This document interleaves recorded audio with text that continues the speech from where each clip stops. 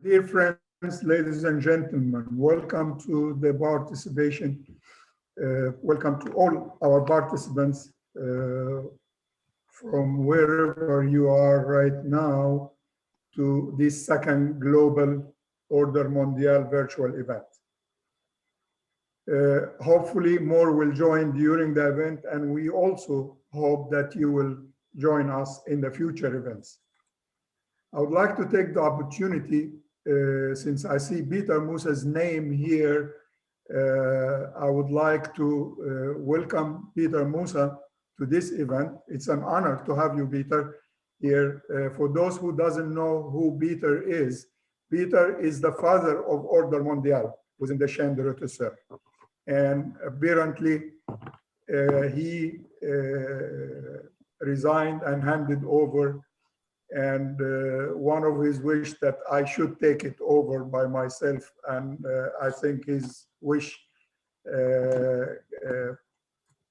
came true actually. So Peter, I am trying to carry the flag after you, and hopefully everything will be fine, and I hope that we are living up to your expectation from the committee. I would like to thank Helga Schroeder, our speaker for this webinar, who thankfully accepted to do the second one, and her topic was also an interesting one, is about Württemberg wines as the rising star of the grapes and wine growings in Germany. Thanking Helga for that, I would also like to thank my colleague, the Bailly Delegate of Germany, Klaus Trichler, for his active participation in this event as well, and for picking up Helga to be our speaker for today. I would like to hand over the floor to my colleague, committee member, Tal Sunderland-Cohen, who will be the moderator of the event and who will be introducing Helga in the proper way. So, Tal, floor is yours. Thank you so much. Thank you so much, Mohammed. It's a great honor and pleasure. But before we start introducing, I would like to mention everybody, we have a new ribbon. We have a new and delicious ribbon for us. I'm going to share with you. So you see the new ribbon that we have, the new Ordre Mondial des Gourmets Dégustateurs ribbon. It's a new one. We're very proud. You see the logo, and you can get in from Paris, from the shop, and so it's we say yeah, here Hal, show us. He's got the real thing there. So Tal, thank you, Hal. Tal, the ribbon, just correction, the ribbon is not on the shop, on the web shop. The ribbon shall be ordered from the Siège Mondial in Paris, either directly, but then you have to pay for the transfer or transportation or the posting of it actually, or do the order through your Ichanson or Bailly Delegate, who may make a bulk order from the head office. But it is there, and the cost of it is actually 15 euro. Just for your information, this is all. Oh, can I ask who's talking?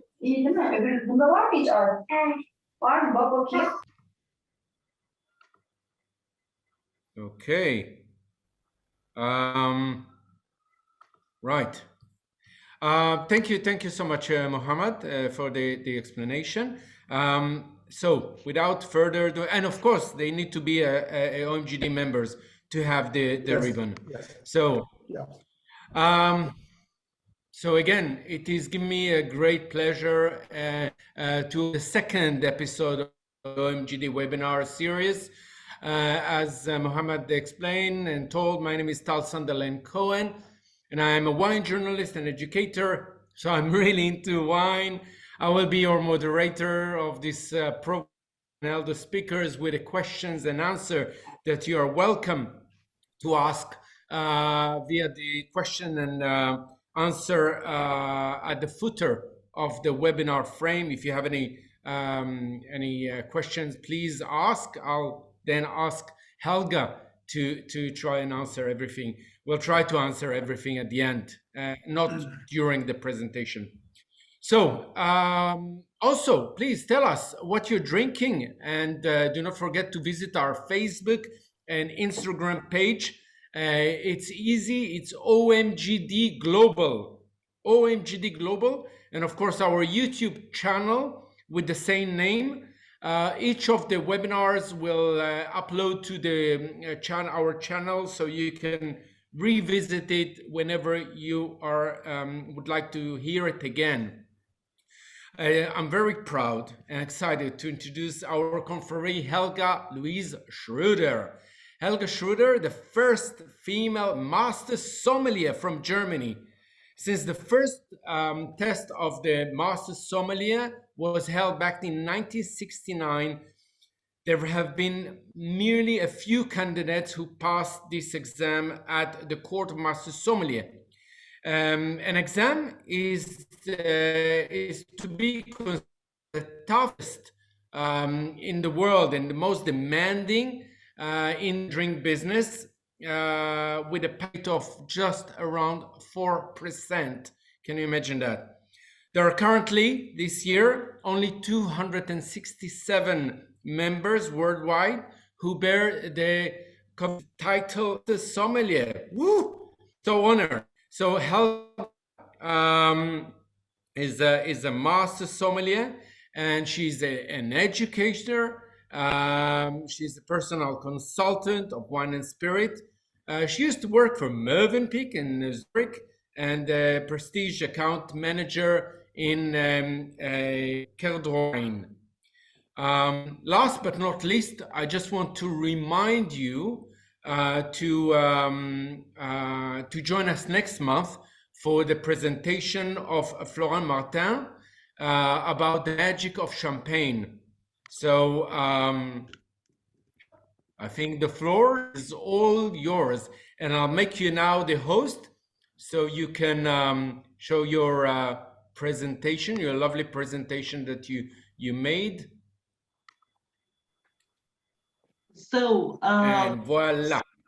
Okay, thank you very much, Tal. Thank you very much as well, Mohammed and OMGD, for giving me the opportunity to talk a bit about Germany, and more in particular about the region Württemberg, which is maybe not so very well known, but we're going to change this today. And of course, I do hope that you have at least German wine in your glass, or maybe also something from Württemberg.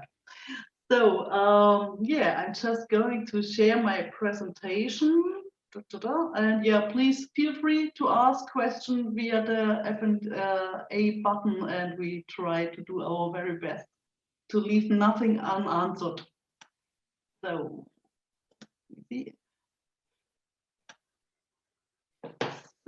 okay.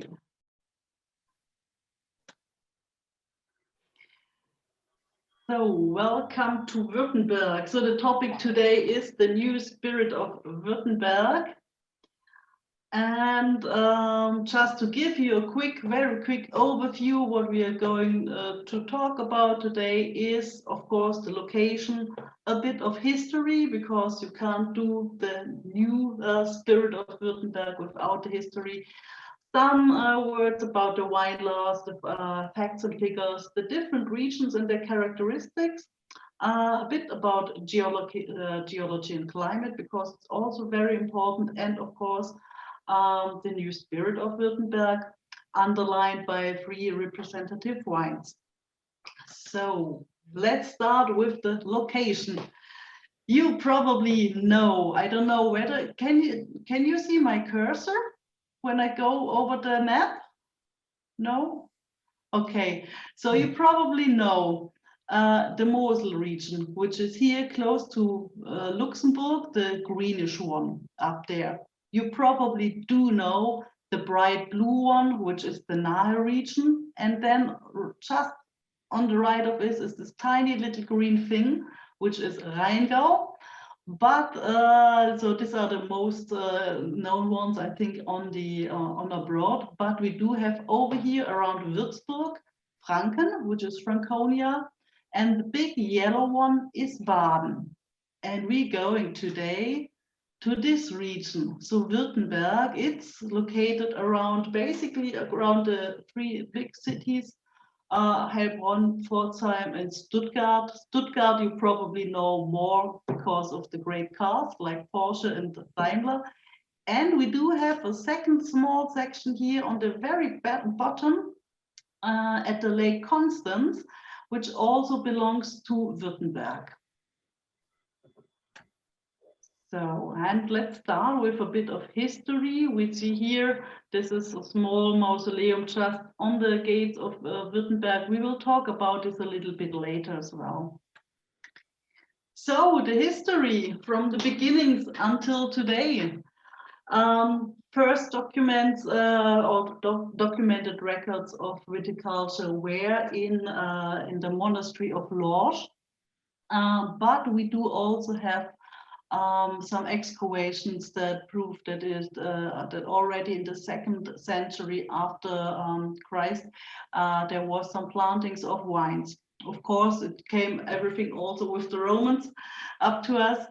Yeah, then around in the Middle Ages, around 1100 to 1600, we had a gradual Christianization. So with this, of course, there were more buildings of monasteries, and the viticulture really experienced an upswing, and the Neckar wine really became an export hit. So at these times, yeah, it was really, yeah, especially the red ones, and I will explain this later on as well a bit more. And then there was a big break in this in the wine growing, the first big break in the middle of the 16th century. So this was when the real division was introduced. So this is like you probably know, if a family or the father died and he had maybe like 5 kids. Before this date, like it was only the eldest one who inherited the whole property. But with this real division, it was said that every of the siblings of the kids was becoming the equal part. So we had a huge fragmentation and minimization of the parcels of the single plots. Yeah, then a bit forward in 1607, Friedrich I of Württemberg, he was the Duke of Württemberg. He issued a first guide with regulations and guidance for viticulture, because already then he realized the importance of wine growing in Württemberg, and he called the whole thing Herbstordnung, which means to make some order into the things that happen in the autumn season. So then there was a quite a long time with warlike conflicts in Germany and Europe. So we had, for instance, the 30 Years' War, we had the War of the Spanish Successions. And it happened that, of course, many soldiers died, and many farmers instead were called to the front and were called up to fight. And so we had the case that all the vineyards and all the farmland was not maintained anymore, and so we were looking at those times for highly yielding grapes, so we could get a high high result from low maintenance wines were planted. So, and of course, this was mainly not the best quality, but at least it was the case that those grapes were giving some calories to the soldiers. Yeah, and then in the middle of the 18th century, there was the liberation of the farmers, so, and the removal of the land burden. So because before they were all working on the land and on the premises of the dukes, and so, and they always have to give something from their yields to the dukes just to pay the land they were working on. And now this whole thing changed. So the land, the fields, the vineyards were becoming now the property of the wine peasants or for the vintners. Then at the beginning of the 18th century, of the 19th century, Wilhelm I from Württemberg, he launched a new offensive, a quality offensive. So he wanted to introduce modern cellar techniques and high quality wines. So for instance, he had some wines from the Rheingau area, the Rieslings, but this was only responded very modestly because the wine growers, they couldn't afford 3 years of earning. So since this is the time a vine needs, so you can harvest for the first time, it's 3 years. But since they were now responsible for their own piece of land, of course, there was nobody there who said, okay, you can earn from something else. So they needed to have these earnings. And because they couldn't afford it, so this was not the very most successful thing in changes. Yeah. Then also in the 19th century, there was the first steps into university founding. So there was the founding of the University of Hohenheim, which is, it's a small part of Stuttgart itself. And they are basically concentrated on viticulture and agriculture. And there was a second foundation of the Weinsberg School of Viticulture and Fruit Growing. So it's a little bit further towards Heilbronn. And this is still very vivid today, both of them, very highly prestigious university for this field. And especially in Weinsberg, they were very eager of developing numerous new varietals, but I will talk about this later on as well. But there were some new Cabernet crossings and stuff, and so they're always on the forefront. Another important date or day for the Württemberg wine growing or wine business was 1826. When Georg Christian Kessler founded the first sparkling wine cellar or first sparkling wine industry in Esslingen. It's also located on the Neckar River, and he was working before in the Champagne region before Veuve-Clicquot for many, many years.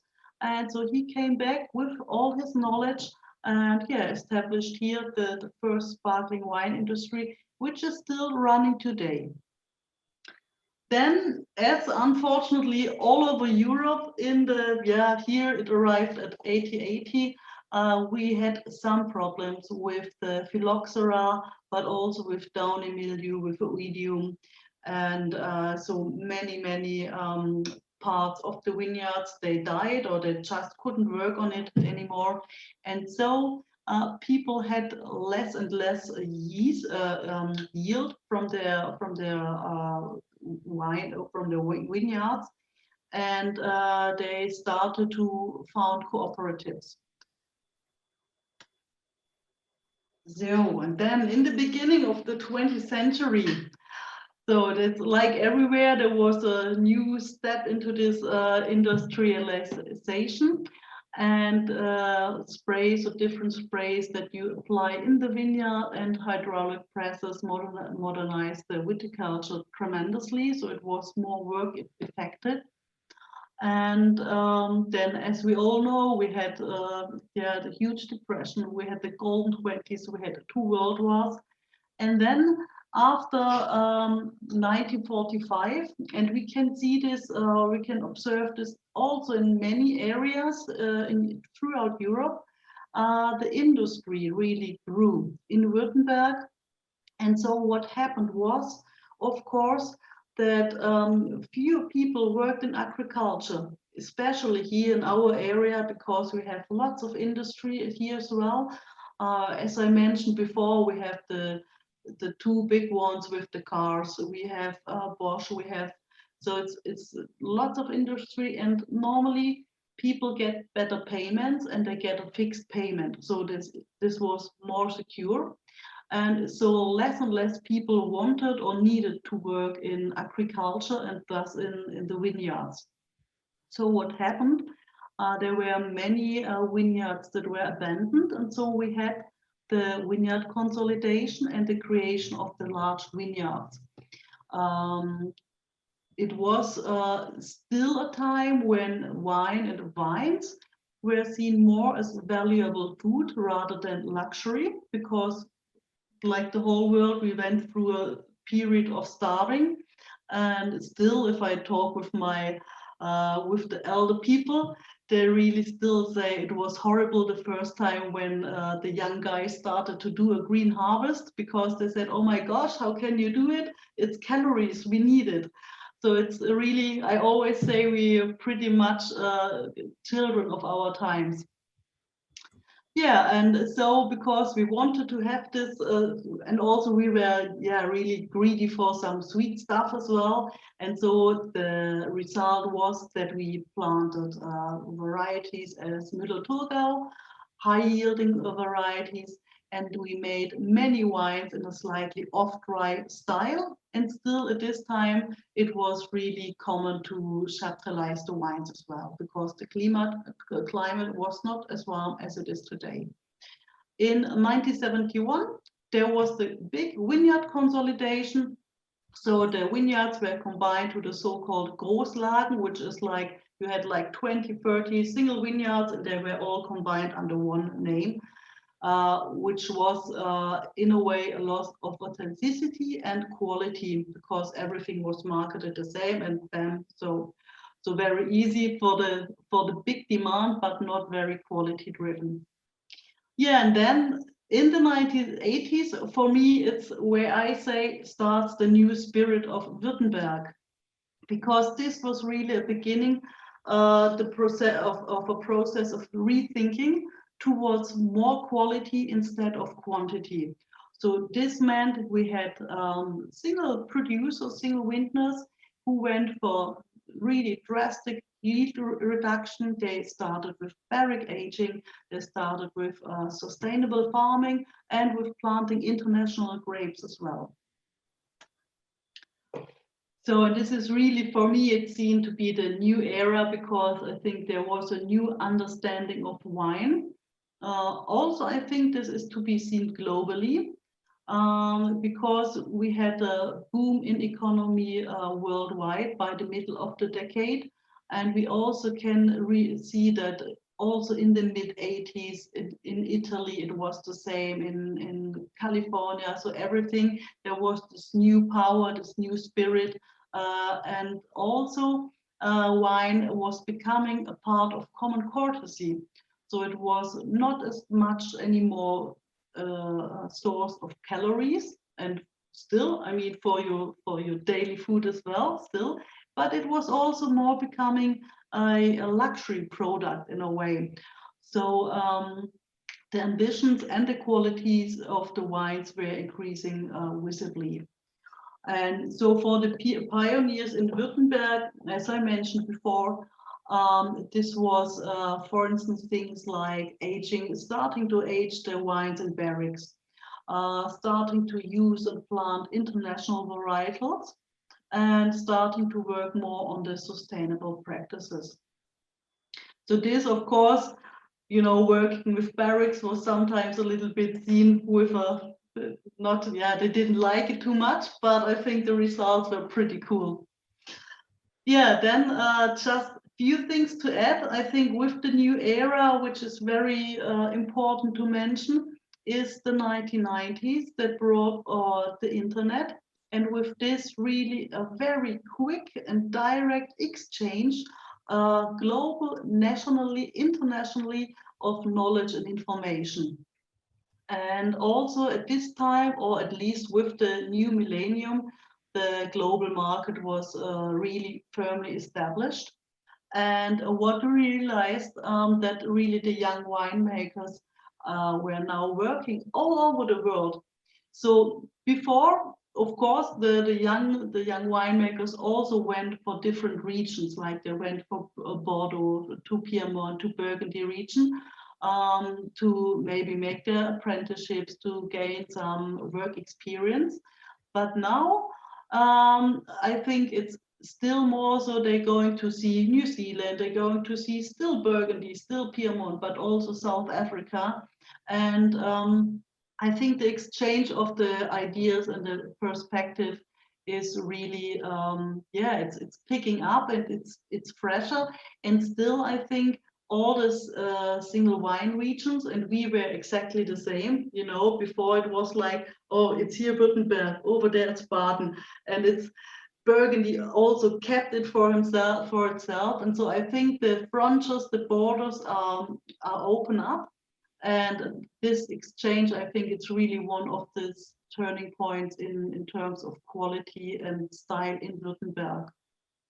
So because like this, coming from this, also we've seen, especially in Württemberg, that there is a clear trend towards cooperation rather than to competition. So you don't envy your neighbor's success anymore, but you think, so hey, it's cool, what can we do to promote our wines and to become even better as a team or as a group of winemakers.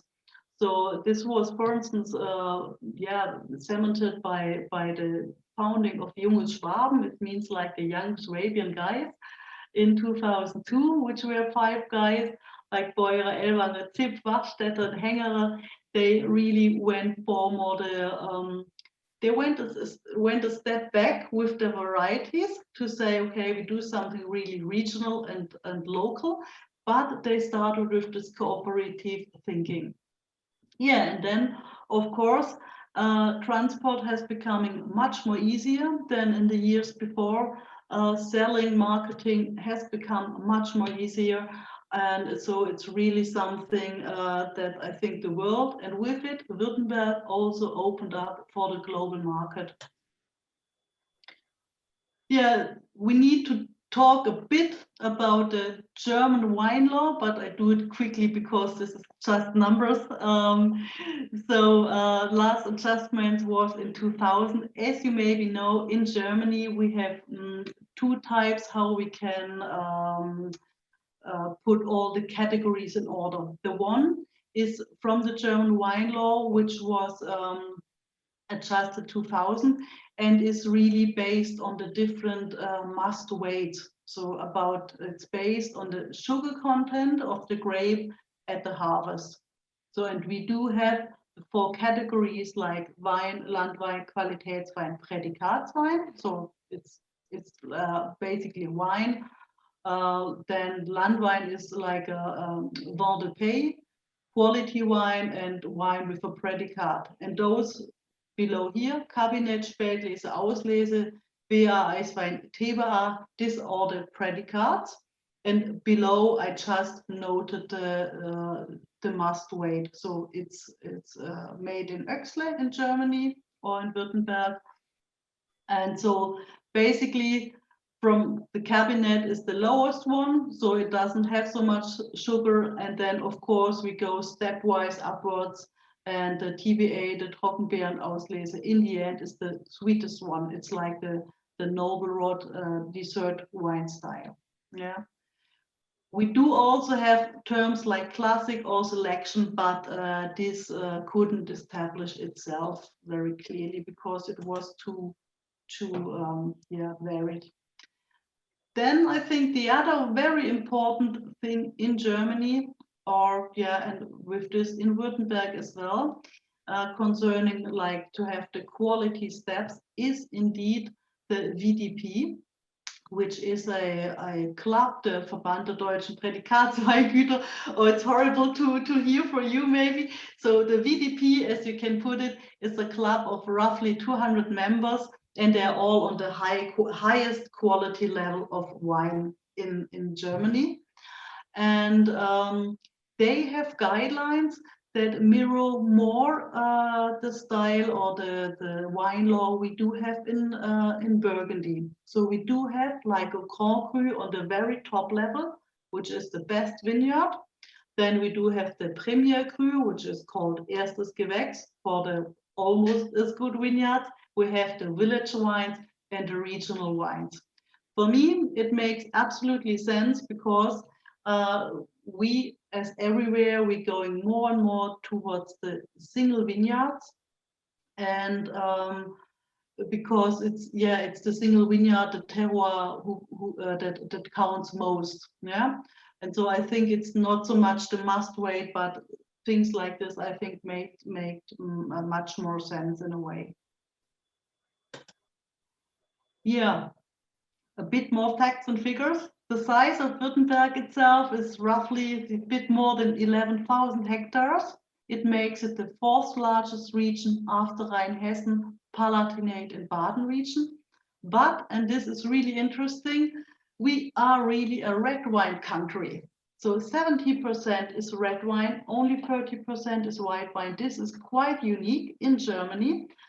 The only other area with that has more red wine in proportion to the white wine is the Ahr region, close to Cologne. It's a very tiny region, but here it's really 70%, it's a lot. So, and the workhorse grape is Trollinger. We will taste it later on as well. We do have Schwarz Riesling, which is Pinot Meunier. We do have Lemberger, a really up and coming grape varietal. We also will have it later on. It's the same as you know it is Blaufränkisch in Austria. And we do have another important one is, for instance, Pinot Noir. But then as well, like the international grapes like Merlot, Cabernet Sauvignon, Zweigelt, also from Austria.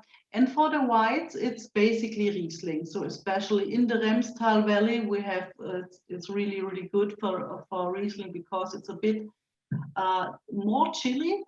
And we do have other grapes like Sauvignon Blanc and Chardonnay really gaining ground.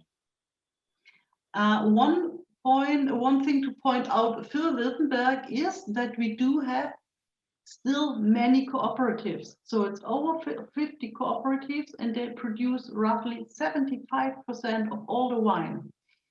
This has the background that we have many farmers or like private persons as well who maybe own like half a hectare. They only maybe have like 2 Ahr or something. So if you have this small plot, you don't do wine by yourself because you won't have the equipment. So it was, as we pointed out earlier, at a very early time, we had this founding of the cooperatives. So what happens, you can take your grapes, you bring them to the cooperative and they do the wine for you. And then you can collect the wine from it. So, and even there, I have to say, we have a huge, we've done a huge step forward in terms of quality. And yeah, it's quite interesting. So, and when we talk about Württemberg, it is separated or divided in 6 quite distinctive areas, which are called Bereiche or like sub-regions. The most important ones are really the 2 upper ones I pointed out here, which is Württembergisch Unterland around Heilbronn and Remstal around Stuttgart, and we have some lesser known but still not uninteresting areas like Kocher-Jagst-Tauber, Obere Neckar, and the 2 Bereiche at the Bodensee, at the Lake Constance, sorry. So, and just to show you, so the biggest one here is Württembergisch Unterland around Heilbronn. Then you have the second one is Remstal, Stuttgart around the city of Stuttgart. A bit north of Württembergisch Unterland is Kocher-Jagst-Tauber, and we do have a very small one, Obere Neckar, and I come to this later a bit more precisely. So I just need to swap this here. So So I will do first the lesser known ones or the lesser important ones, and then we can concentrate later on the two big ones. So let's start with the area called Kocher-Tauber. So this is named after the three rivers, Kocher, Jax, and Tauber, and it is a little bit on the northern part of Württembergisch Unterland. As you might see on the map, it borders on the one side of Frankonia, which is blue, and on the other side it borders the Baden region. So it struggles a little bit to find a true identity. But what we can say is that we have here predominant soil type of shell limestone, and thus it's the only region in Württemberg who is specialized in white wines. So roughly 75% of the production goes to whites. And here we also can see the neighborhood to Frankonia, because Silvaner and Müller-Thurgau is the mostly grown there. Yeah. Another one, this is here around Tübingen, so it's a little bit south of Stuttgart. It's called Obere Neckar, and this is the smallest area in Württemberg with only about 30 hectares, so very, very small. And it is, we find here a very harsh climate, and so the viticulture came almost to an end. But then in 1990, with this new spirit in mind to preserve also this old vineyards, some guys grouped up as well, not as a corporation, but they also have some kind of synergy working. And yeah, they market and produce their wines as well themselves, but only tiny production. The soil here is mainly Jurassic limestone and Keuper. And you probably have heard about Tübingen quite recently today, because they did much on this research for a vaccine against COVID-19.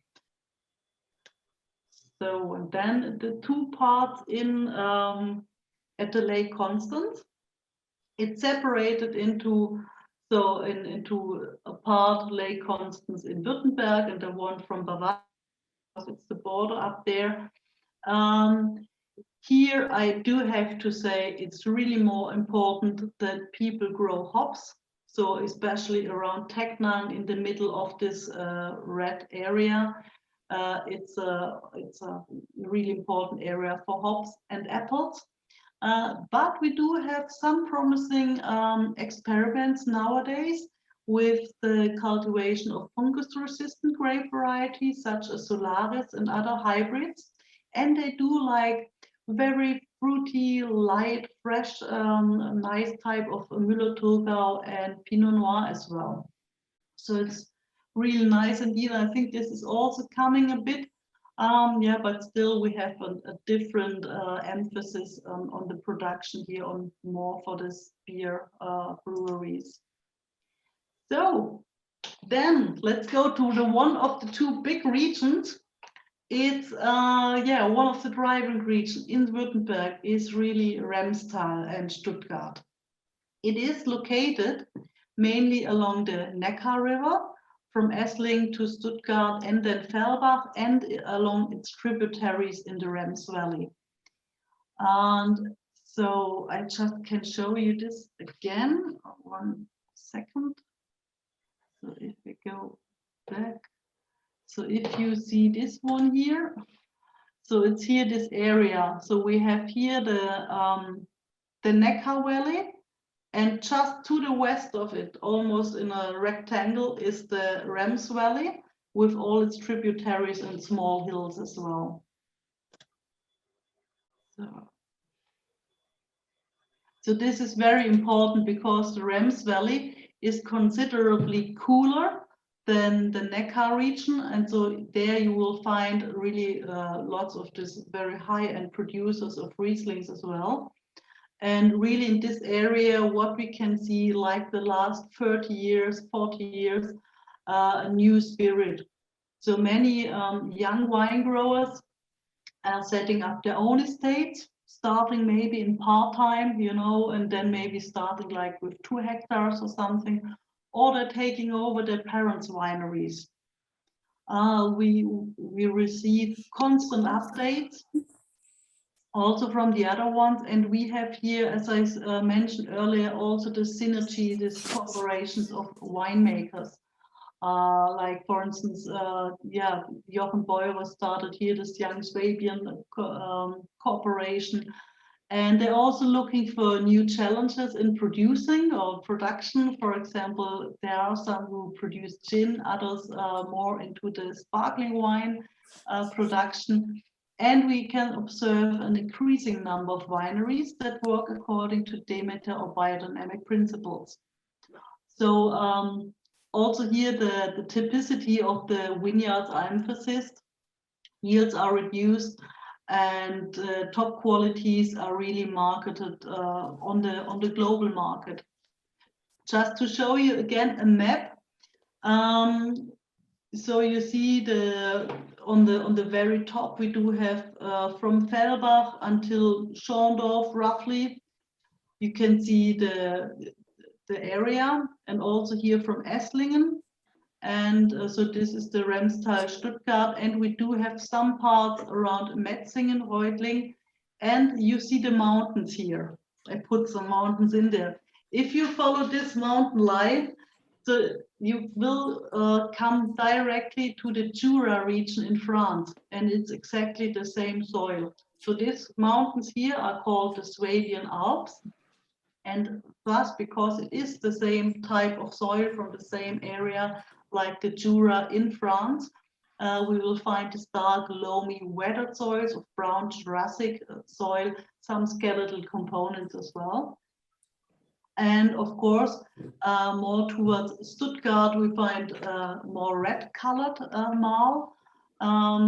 And this is really, you can see it in the soil, it's almost red. And so you will find it in the one or in the other name, like for instance, in the Württemberg, where we had the pictures just before.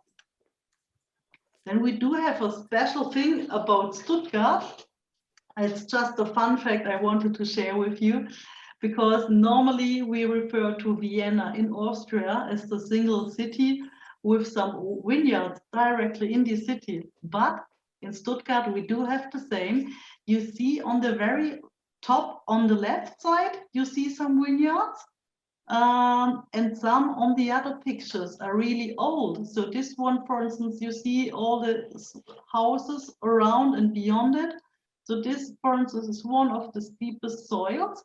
And this was already mentioned in the 16th century. So it's quite a long time. So, and then the largest and really the other extremely important area of Württemberg is Württembergisch Unterland. The center of this area is Heilbronn, and also very important is Weinsberg with its teaching and research institute.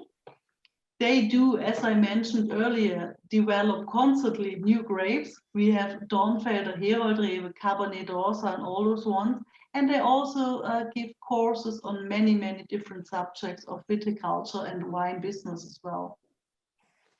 And the vineyards are mainly in the middle and the lower Neckar Valley. Sorry? Huh? So the vineyards are mainly in the middle and the lower Neckar Valley, but they're also strongly fragmented on the tributaries as Bottwar, Mur, and Schotzach, all small rivers.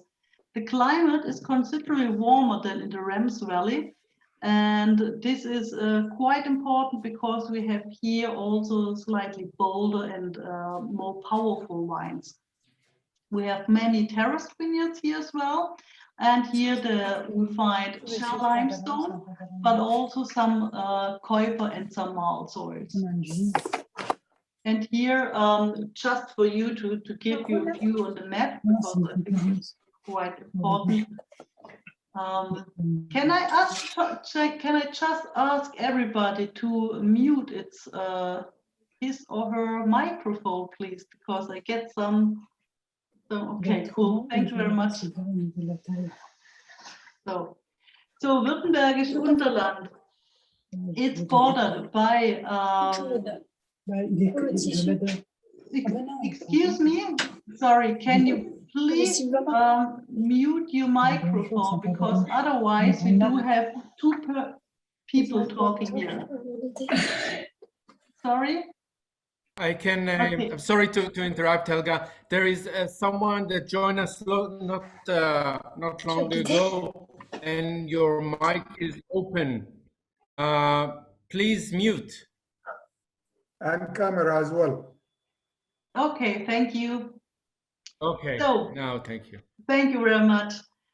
So, yeah, it's bordered by Pforzheim, Ludwigsburg. We do have a little bit around Öhringen. It's also bordering the Baden area of Kraichgau.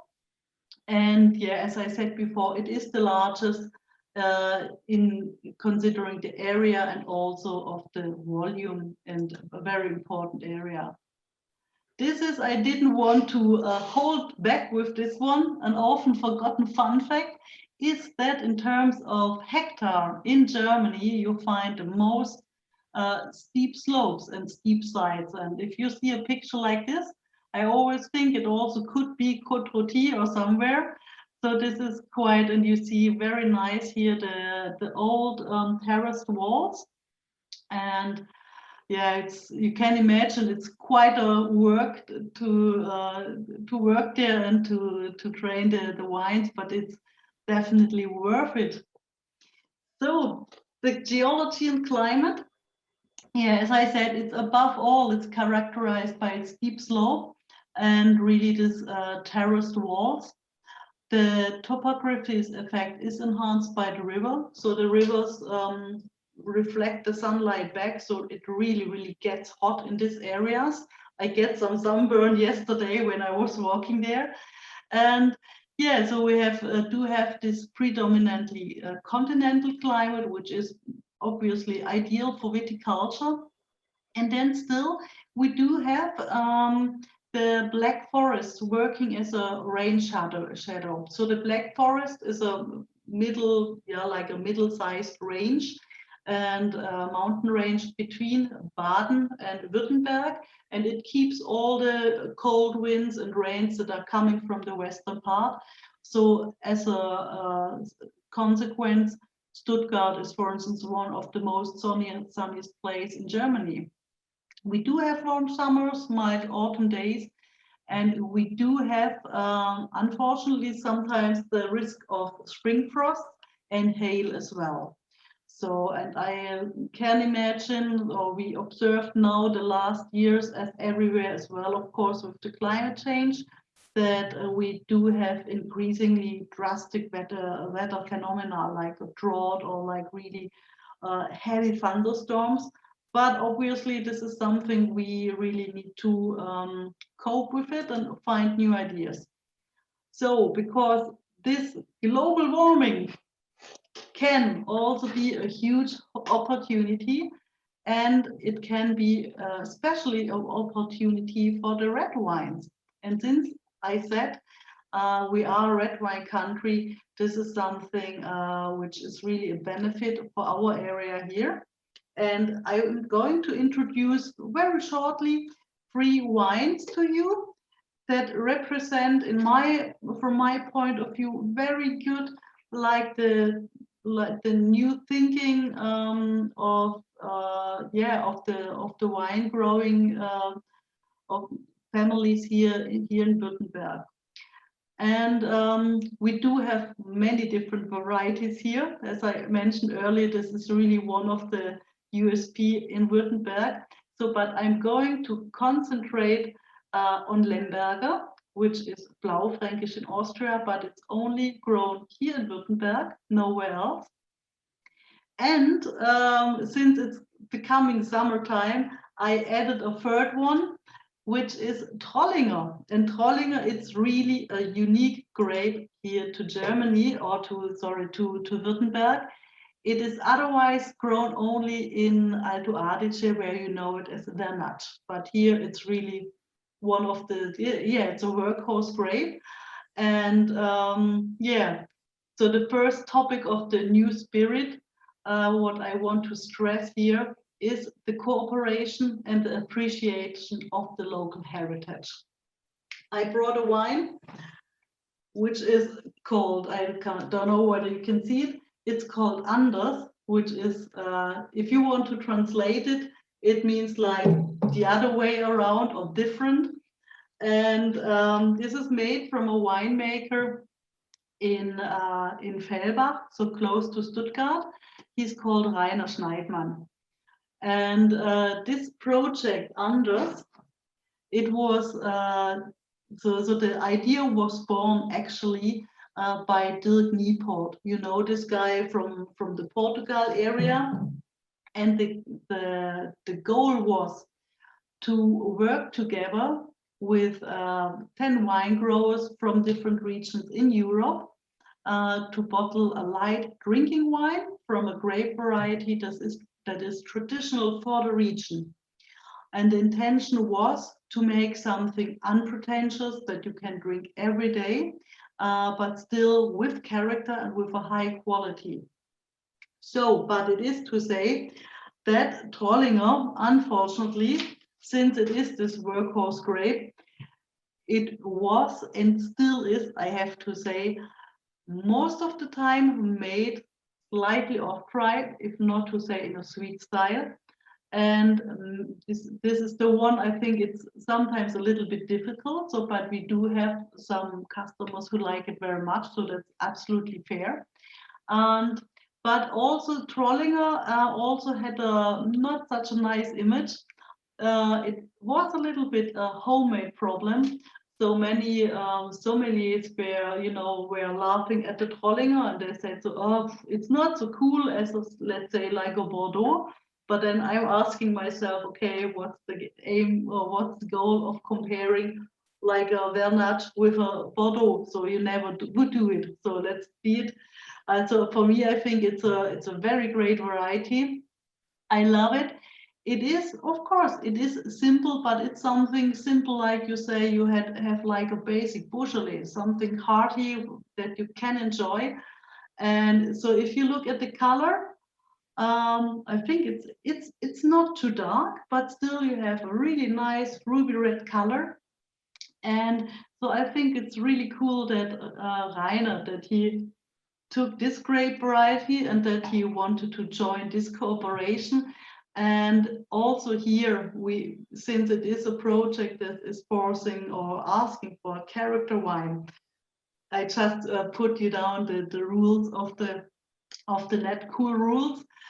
So there are no rules. So they really work on a minimal invasive way. So less alcohol, less extraction, less meth. They work authentic, organic based with which is, I think, a cool attitude, or the zeitgeist, or I think the philosophy of the time as well. And they really put it in a 1 liter bottle. So every participant has the same shape of the bottles. And I think these are really wines, really nice to drink. And, yeah. But we had this project, it started 2019. Unfortunately, they wanted to promote it all together on the ProWein, but COVID-19 came. And so everything was cancelled, and now they're struggling a bit. But here in this area, they are already sold out, and we are now waiting for the 220 vintage. Yeah, this is really something. I think it really goes in line with the things we had before. So if we take a closer look to this cooperation and the appreciation of the local heritage, we really can go back until the 1980s, when there was, for instance, one of the first great foundations or corporations, which were called Hades. So those were those 6 wineries I mentioned here. That they put their heads together. They said, okay, listen guys, we all over the world, we do have this barrique aging, why don't we try it by ourselves? So, and they started with it. At this time, it was not allowed by law to use this barracks because everything needs to be tested for a certain time in Germany, and then at one point, you know, you get the allowance to use these terms. So, but like this, they just said no, they want to do it, and then similar like you found it back with the Super Tuscans, they needed to be sold as simple table wines, but not as quality wines. But in fact, this was this was some of the highest quality we ever tasted. So in those guys, they worked partly with the local grape varieties like Pinot Noir, for instance, with Lemberger as well, but also they started to grow Syrah, for instance, or Zweigelt, and work it and age it in the barracks. Then we had another thing for this cooperation is what I also mentioned earlier, the young Swabian guys in 2002. And they really saw themselves not so much on the international side like the Hades group, but more like the ambassadors for authenticity.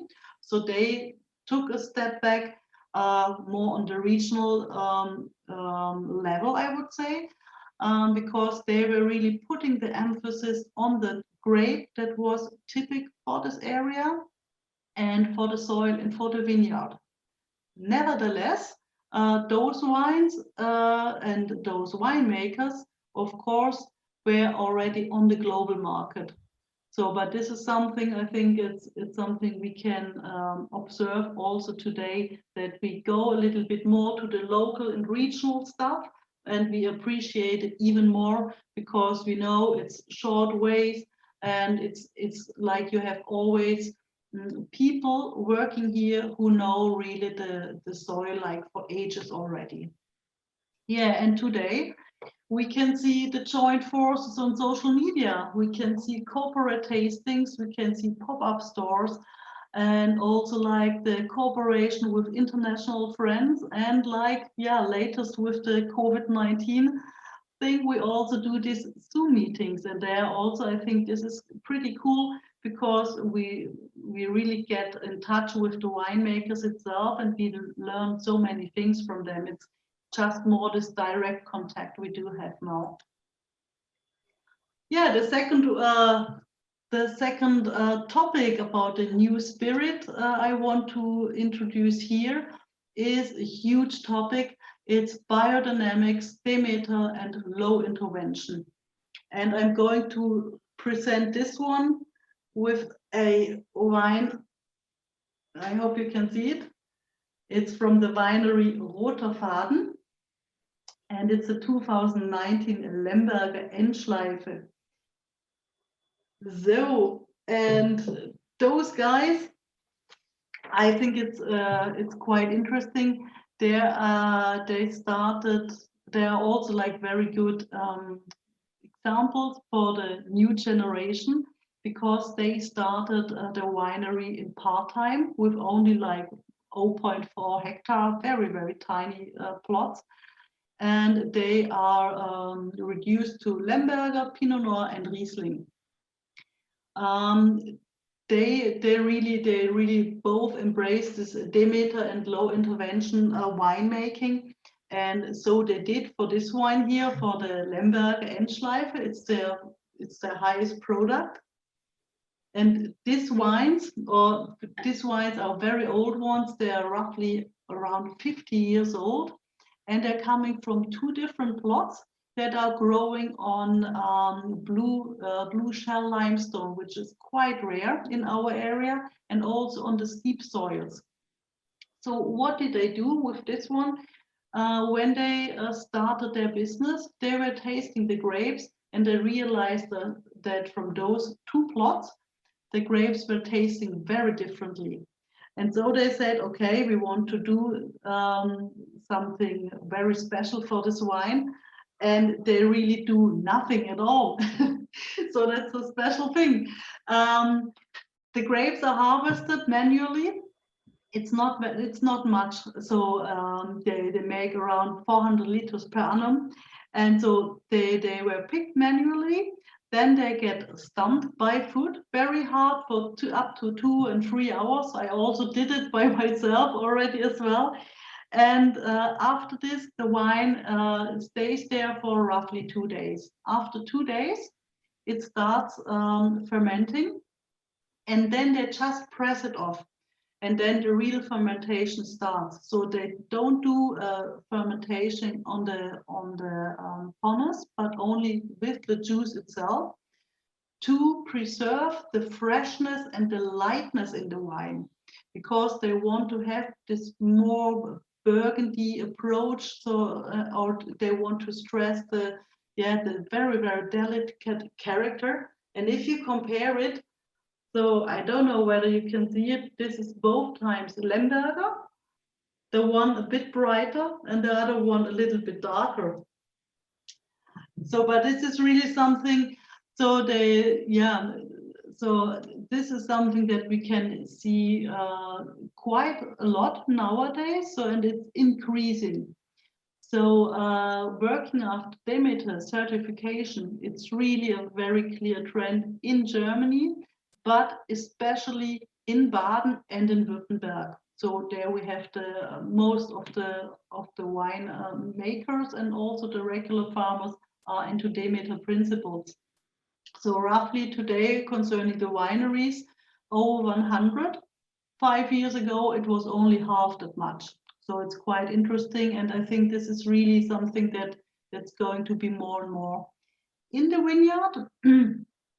When we talk about Demeter or biodynamics, they work on resilience of the wines. So this is the big goal. So they use different types of teas. They use greening, canopy management. They regard the lunar cycle as well. In the cellar as well, it's worked with low intervention. This means there's less wood impact, lower sulfites, as with this wine, for instance. It doesn't see any sulfites, only just before the bottling a little bit. Otherwise, this wine really is 100% natural. And in the cellar as well, there are less pumping, so less aggressive methods, and they use alternative vessels as concrete eggs, for instance, or larger wax. Then we do also have a rediscovery and replanting of old varietals and vineyards. This is emphasis, as I mentioned before, to work out a bit more the uniqueness of the single plots. And old varietals, they were forgotten because they maybe were not as high yielding as it was wanted back in the 50s, 60s, 70s. But today, many people, as for instance Jochen Beurer, he planted one vineyard only with this old varietals. I think it's something very interesting, because I think those old vines are probably better apt to cope with the climate change and all these things. Yeah, and then Demeter biodynamics really is mostly embraced or hugely embraced by the by many young winemakers.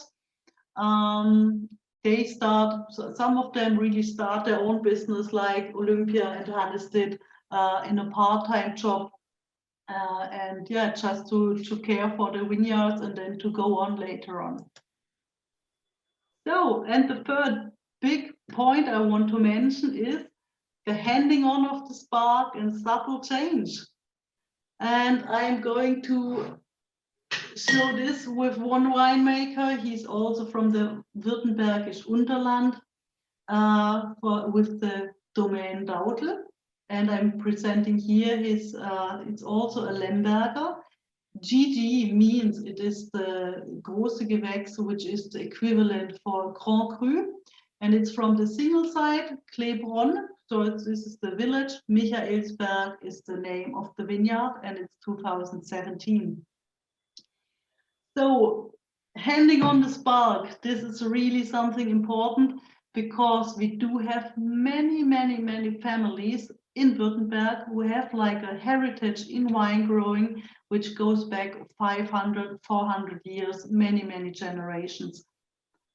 So we find a deep understanding of the single plots from the families.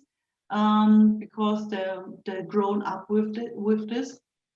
And yeah, and so for this wine here, for the Michaelsberg, this shows, I think, very good how Christian Daudl, he's the son of Ernst Daudl, he took on the spark, or he was handed on the spark, but he changed it a tiny little bit.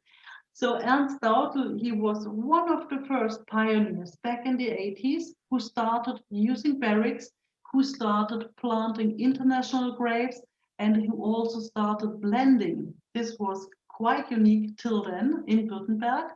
And yeah, he was often frowned about his decisions, but today we know he was absolutely right. And this wine, it is aged in barriques.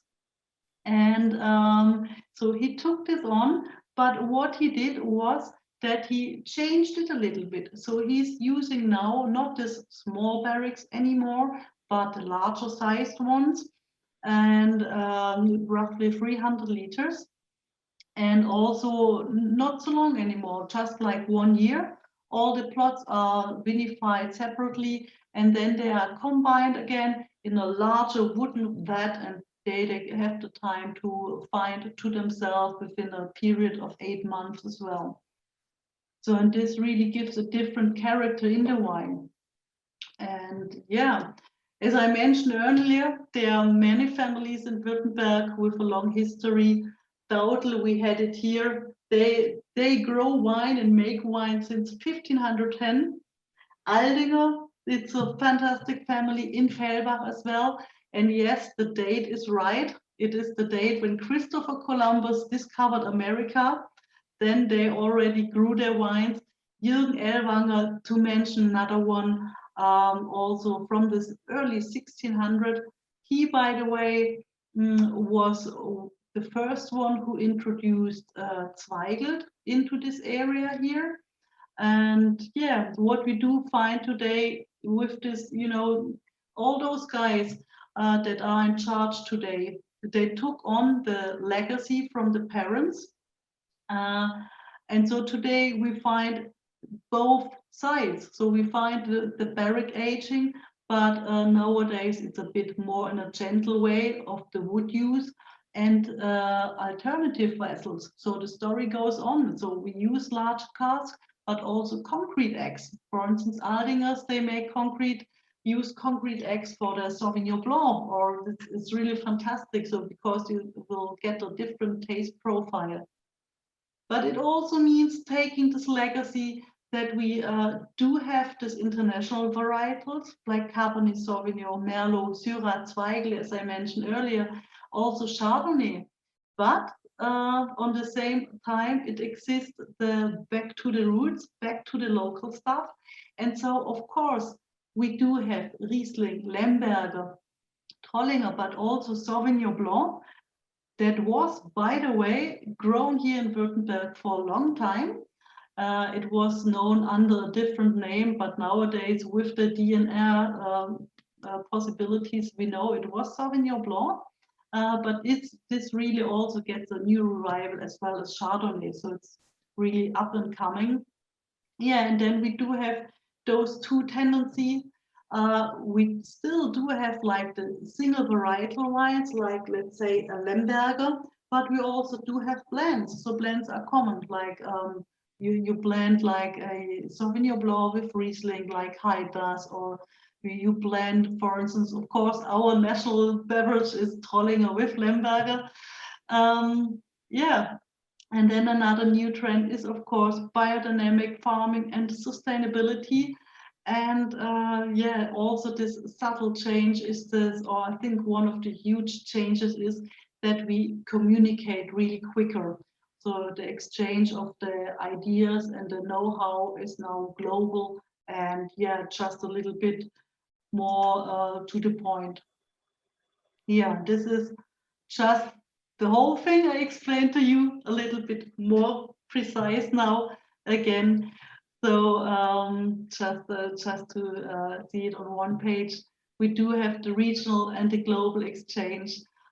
We do have the promotion, and sales in the international market, which was not the case like 30 years ago, 40 years ago.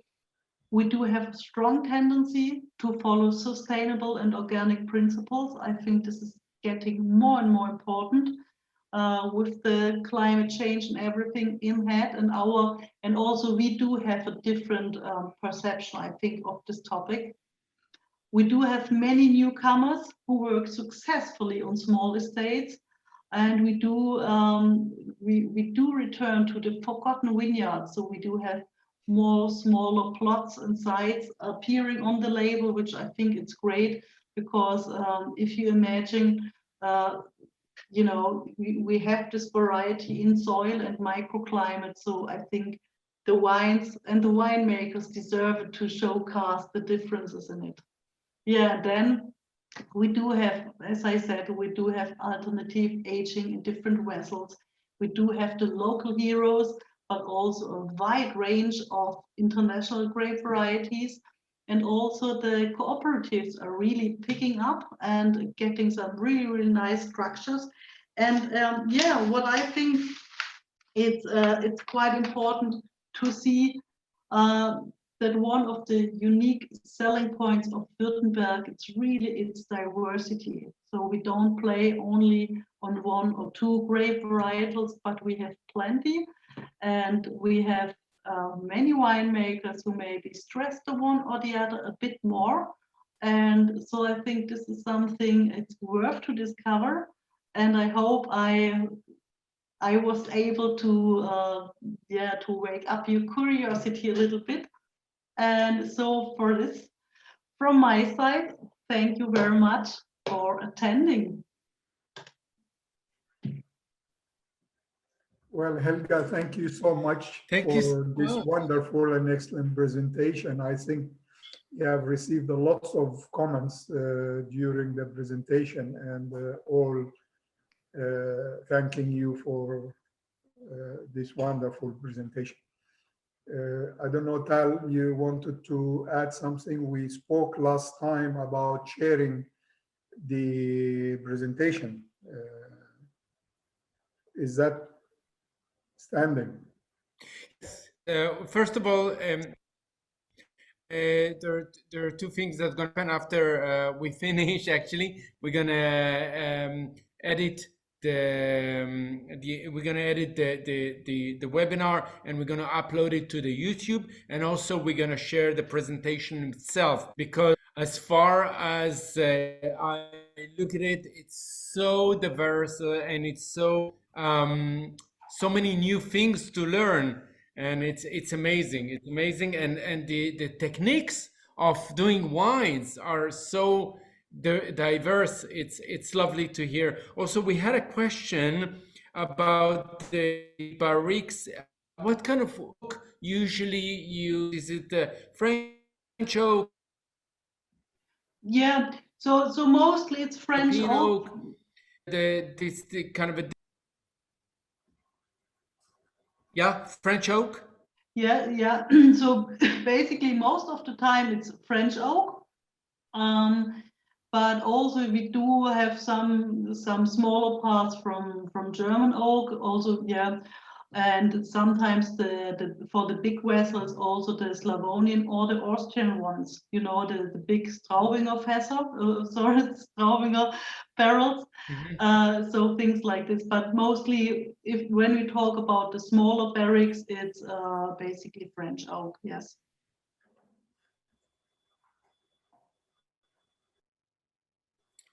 Excellent. Thank you so much.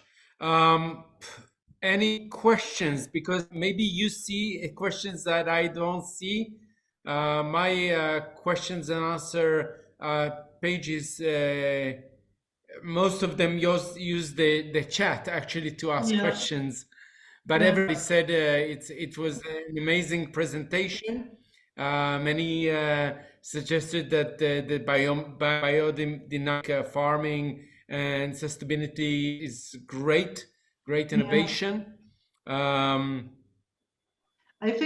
also think what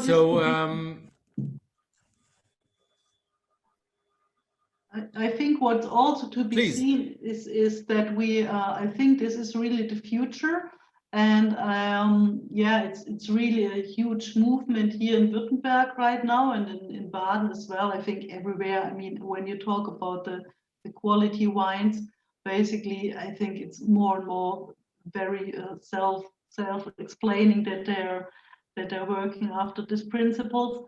But I really think it is something new to mention, because people are getting more and more aware of it. And to see if you follow those principles, you also can get different types of wines from the same varietal. For instance, those two wines, those two Lembergers, they really taste completely different. It's so amazing, and still you have the common markers like this bramble and dark berries, but it's really, I think there's enough on the market to discover and for everybody's palate, so you can find your own sweet darling if you like so. Excellent. I can't wait tasting these beautiful wines. Perfect. So thank you again. Mohammed, would you like to say anything just to end this webinar? Very interesting, I have to say.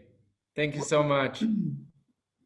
I must say too that it was excellent presentation, and Helga, it was worth it waiting for you to do this introduction about Württemberg. And as I said before, we talked about sharing the presentation with our members. Is that possible? Of course. Okay, so with your permission, we're going to download it into our international website, the Order Mondial section, where the members can enter and can download it and print it. Absolutely. Yeah, and if anybody has more questions that maybe we're not arising now, you also can contact us or me via the OMGD as well, if you like. Well, thank you so much for that as well, for sharing all this great knowledge with us and allowing our members also to contact you directly. Yeah. So thanks a lot. And with this here, just to say, vive la chaîne and l'ordre mondial. Vive la chaîne, vive l'ordre mondial. Thank you all very much. Thank you very much for Thank having you. me. Bye.